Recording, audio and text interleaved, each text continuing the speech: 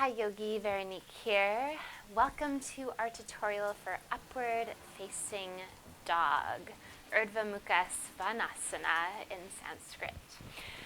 So this is one of the more advanced shapes through a vinyasa, and we have looked at the vinyasa in full a few weeks or a few months back.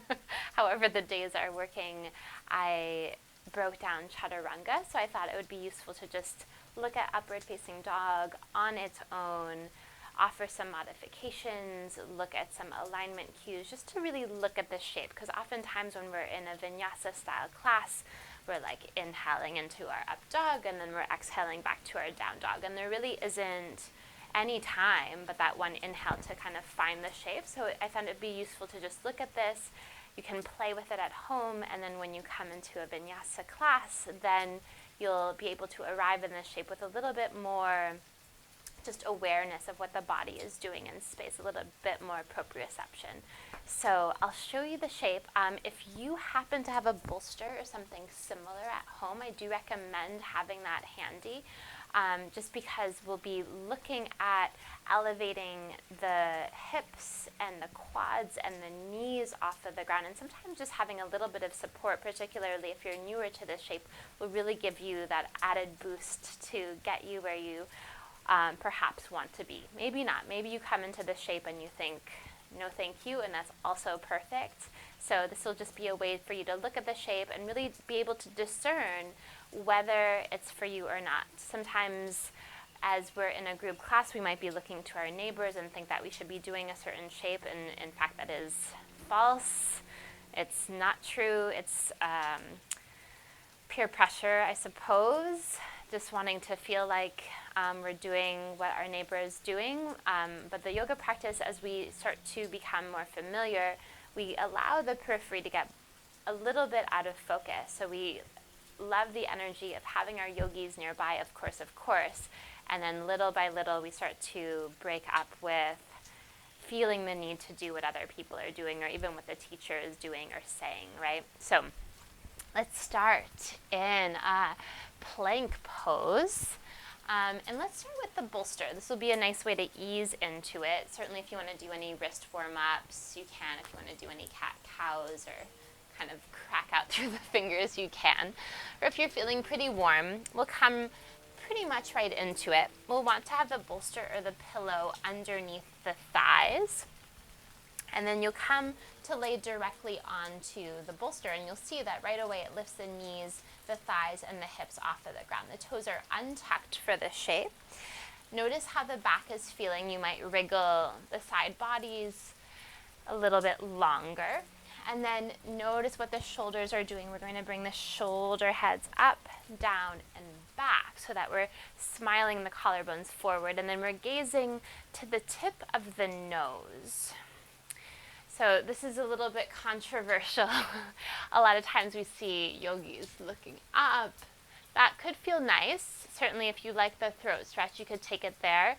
Oftentimes just for longevity, it may, for you, be more appropriate to keep your chin level to the earth. So you can play with it, see what feels right for you.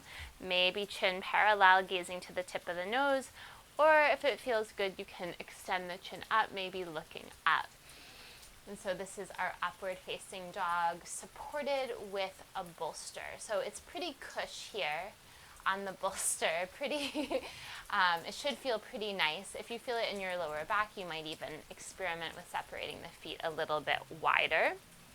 If you arrive here and your arms are sort of buckling, or you're kind of dipping down in the shoulders, you can always bend the elbows and take your cobra pose, right? We did that tutorial several months ago where the hips and the knees stay on the ground and you get the same back bend. You could be here for baby cobra, maybe full cobra, maybe alternatively taking a sphinx. This is a phenomenal modification. I really love this one.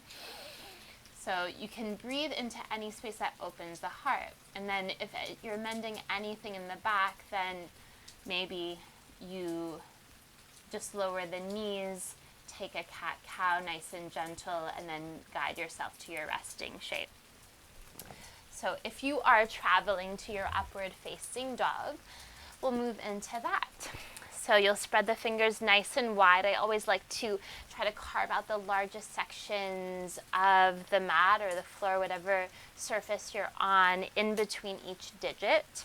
And we want to have a pretty long stance. So we can start in a supported plank pose with the knees on the ground. If it's available, you tuck the toes under, lifting the kneecaps off of the ground. So stay with the toes tucked under, activate the shape, so really push the ground away. And then keep the toes tucked under for this variation. We're just going to simply dip the belly towards the ground. Notice the belly is not touching the ground. The hips, the thighs, the knees are off of the ground. So the only parts of the body that are touching the ground right now are the palms and the balls of the feet. And then once again, you can gaze forward, maybe gaze up. Playing what this feels like with the toes tucked under, you might be able to activate the legs a little bit more, find a little bit more openness in the heart, feeling it opening. And then gently release your knees down. Whew. Maybe take a child's pose, maybe take a few cat-cows. Let that go.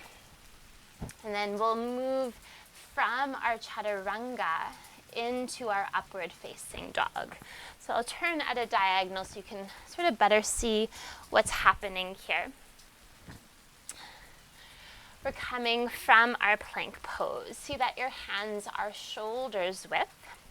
You'll extend your legs back, coming into your plank. And it's a nice active plank, so you want to think about that nice buoyancy. And if you've done my vinyasa tutorial, if you've done my chaturanga tutorial, or you've certainly been through that. If you haven't, go check those out, and then maybe hit pause and then come back to this. So just for the sake of focus on the upward facing dog, we're going to lower through chaturanga dandasana, come to the tops of the feet for urdhva mukha svanasana, upward facing dog. So feel right here, there's an opening in the heart, or maybe smiling, gazing to the horizon, maybe skyward. Allow the shoulder heads to come back, and then from here you roll over the tops of the feet to come into your downward facing dog. So it should feel really nice and restorative once you get there. So some things to think about when you're in your upward facing dog. Some of the cues that will be helpful once you're in your upward facing dog. The arms are extended, little micro bend in the elbows if you tend to hyperextend, just to activate through the triceps and the biceps.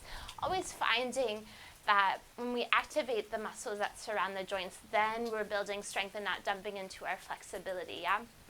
So you're pressing the ground away, we're drawing the shoulders up, down, and back. So getting nice and open across the collarbones. Sometimes if we feel the back bend in the back, the lower back particularly, we want to come down a little bit. There should never be any pinching or crunching whatsoever there.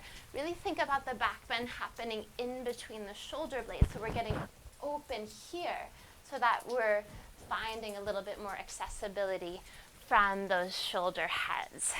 So things to think about in the lower body. We want activation into the core first and foremost. This will be the central axis of attention through many of our shapes, if not really all of our shapes, unless we're in a restorative practice. Activating through the quads. I like to think about lifting the kneecaps up, engaging through the quads, feeling engagement into the glutes rather than tightening it. Just thinking of activation, right? That difference of rather than squeezing, but really just control. And then nice and lightness. So the way that we can find lightness in a lot of these shapes is activating through the legs. The legs in all of our back bends is like the power and like the joy of all of the shapes. So activate through the legs first and foremost. Feel the core engage, start to feel lightness across the heart, and then you'll find your upward facing dog. Thank you so much for joining me. If you enjoyed this tutorial, please like it, share it with your friends.